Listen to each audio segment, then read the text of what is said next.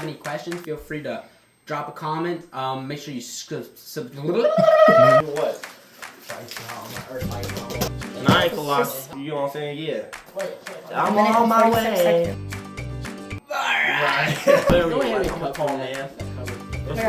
What? Need silence. Lord Brandon. Your brother's qualifying. It's terrible. No, it's not. Like, this looks There we go. aesthetic. Do we want to talk about, like, portrayal? Oh, why? I don't like me putting on the spot. I get it. Oh, that's not true at all. Hey, dollar chop. Oh, it just be messing with my head. Yeah. Locking him. My hair look good. What? You can smell it. Wait, is it recording?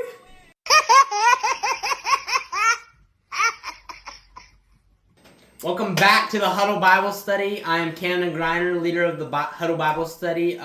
We run these at-home Bible studies. If you've never heard of it, we have an Instagram page you can check out right there. Today, if you're watching, you're on our YouTube channel. We also got a TikTok. Yes, we do got a TikTok. Brand new put TikTok. it right here. Yeah, we'll put it right there. Okay, I'm here with Brandon Edwards. Okay, and today we are going to be talking about sports and how we correlate that with faith. This is going to be a common subject, but guess what? It's different with everybody.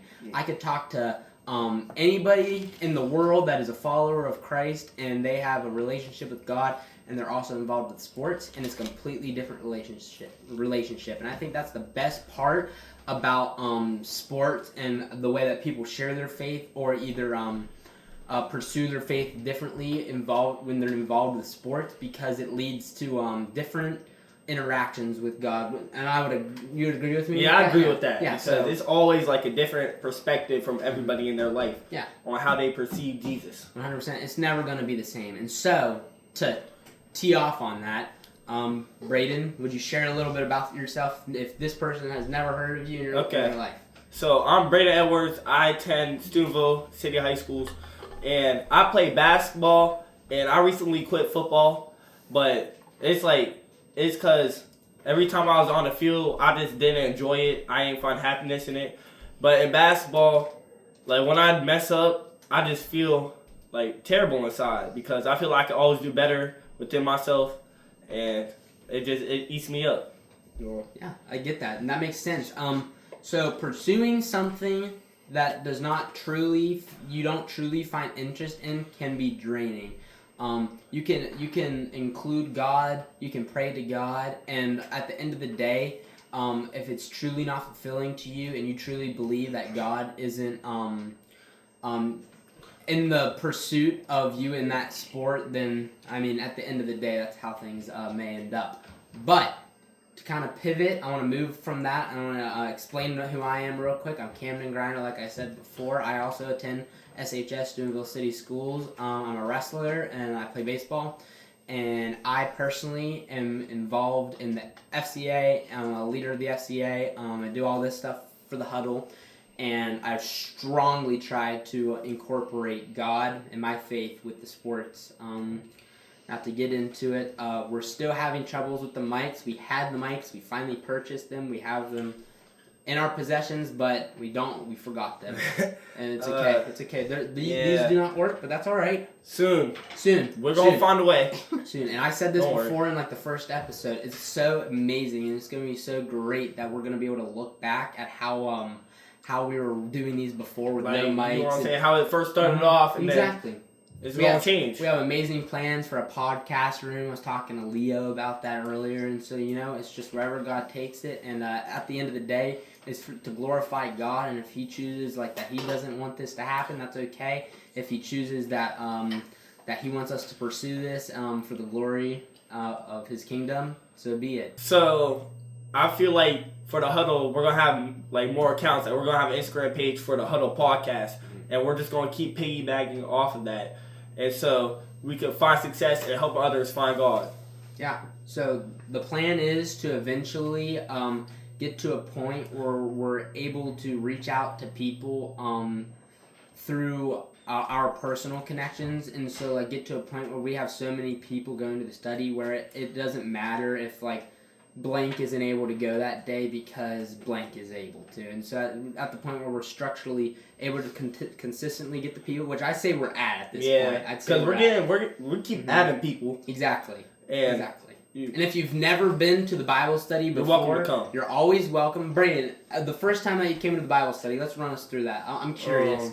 Just so that the people, if you're wondering what it's like to come to the Bible study for the first time. So the first time I came here, I was surprised at how many faces I seen. Because I seen them during school, but like at the Bible study, I felt like a connection to them. And like I could actually speak to them than actually in school.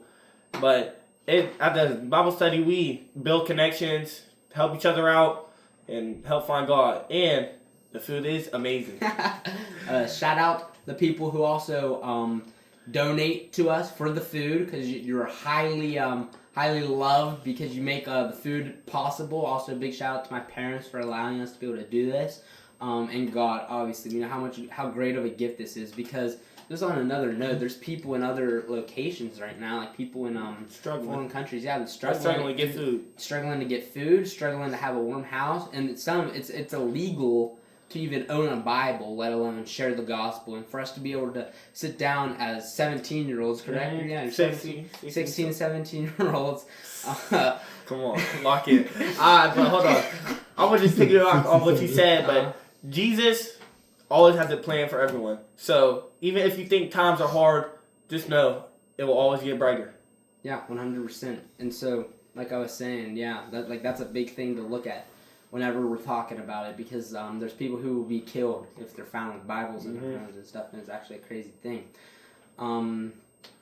So if we wanna continue, what would it look like for this person if they were trying to get more involved in like things like the podcast, or maybe they want to try to start their own little reach out where they can get their friends to start coming to the Bible study? What would their plans of actions be like to reach out? To reach out, honestly, you could just shoot a text, to any of our pages. I promise you we'll respond. We will not leave you on open, on red, none of that.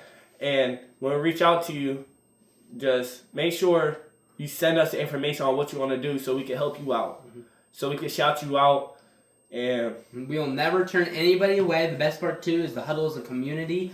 So if you have a big sporting event that's coming up and you're like, hey, I'd like this to be posted, because guess what? The huddle, at the end of the day, it's for everybody, but it is sports athlete ran Bible study, and so we take that seriously. We love it. We love sports, and so 100% we'll post you, your sport, whatever you're doing. If you win, if you lose, we don't care. We love to post it, and so because it's all for the glory of God.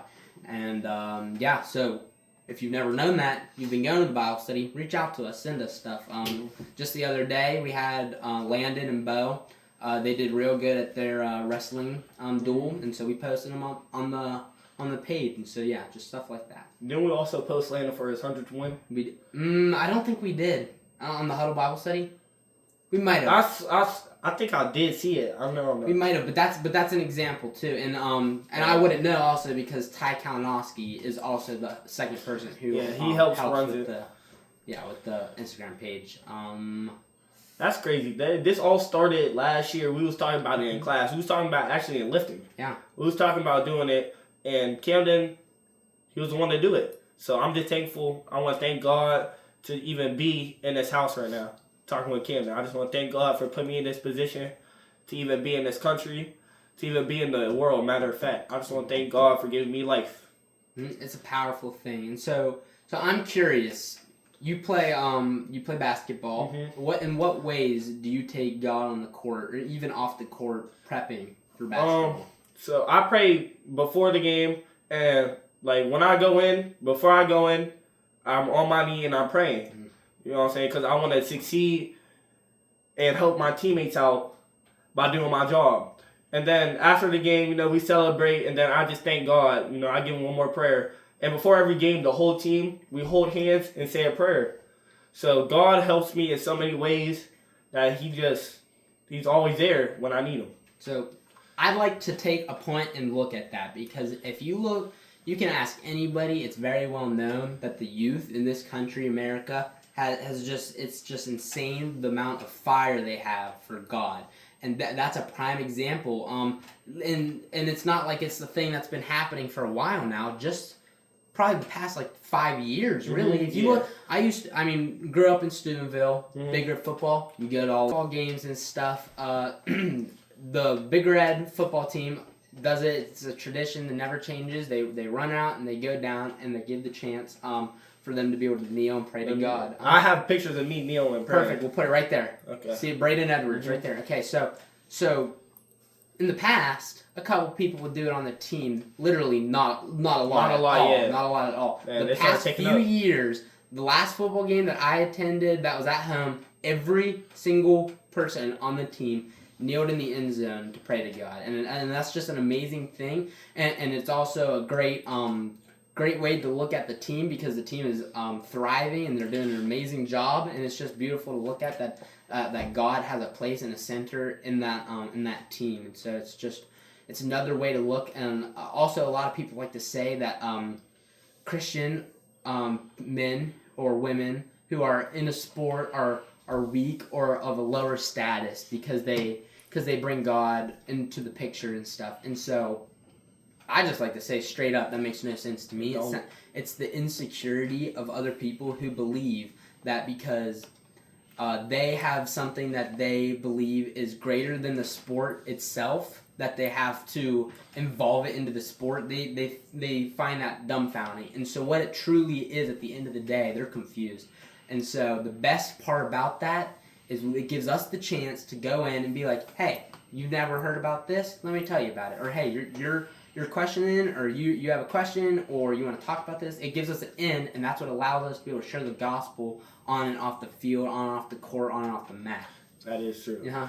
Because before every football game, me and Orlando. So do you know Orlando Anderson?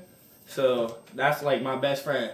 And me and him, before every football game, we would just sit there and pray for our players' health, the other team's health, and just overall the people in the stadium, just hoping nothing bad on them and just hoping that whatever they go through, it just gets better. Mm-hmm. The Bible talks about how having a brother in Christ actually strengthens you as another Christian. So it's iron sharpens iron, if you know the verses and you know what I'm talking about there. And so also I'd like to add to that again, praying in private. They're not putting on a whole show, and it's not the kneeling in the end zone, don't get me wrong, that's an amazing thing. But sitting alone with another brother in Christ and praying for these things is something so very powerful, and I know God specifically smiles down on that. Mm-hmm. And definitely finds. Okay, so Braden, I'm curious, relationship with God. I personally grew up in the church. I grew up with family who was born going to church later in their lives or currently, and so it's like I was always brought up. I always went to the church camps. I always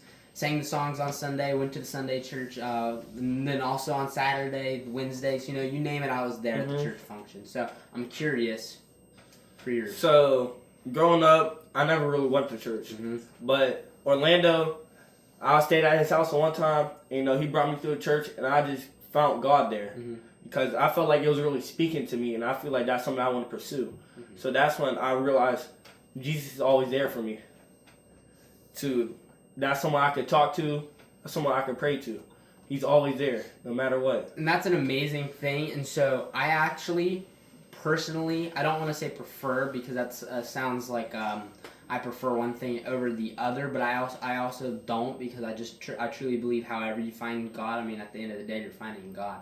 But this is an amazing thing what you have here, because it's structured with friends and also the ability that you did it on your own. And so I want to add preacher kids, and also kids who grew up in the church. Statistically, I don't know the exact number. Put it right there. They are more likely, by the time they get to college, to drop the faith and to follow the world instead of God. And so it's actually a scary thought. That a majority of people who are born knowing God end up falling out of it, and so that's scary. It is a scary. It's a scary thing. It's a scary thing to think about, but I also think it makes sense, because sometimes people struggle with making faith their own. So for the people too who aren't, I feel it, because it's like if it's brought down upon you, it's never like something you really found.